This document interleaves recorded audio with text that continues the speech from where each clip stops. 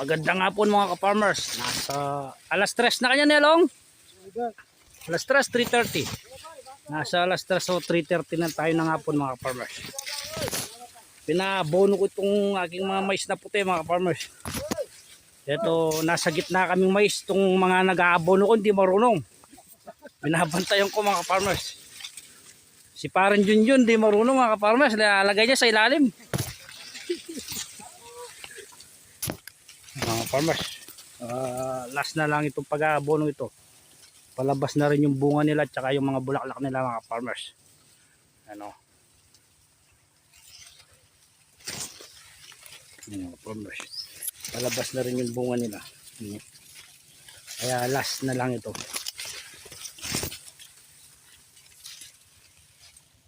Mga farmers. Itong puti, malilinis sila. Wala silang naliligaw na wood.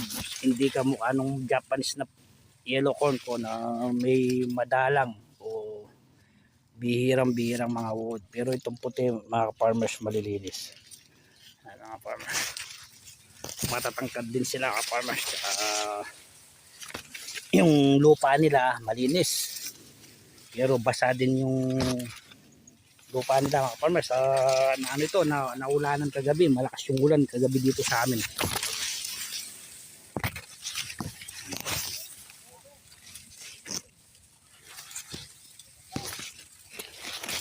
Uh,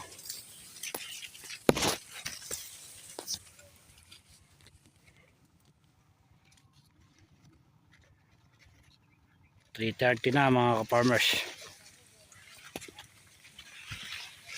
Puno naman nila mga farmers, pantay-pantay. Yan, may madalang din na wood na naliligaw yun, no?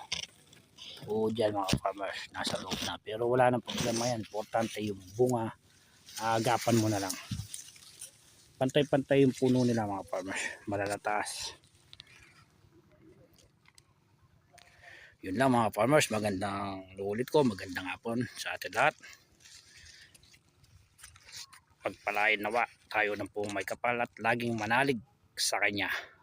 Ang inyong ka-farmers nagsasabing I'm proud magsasaka.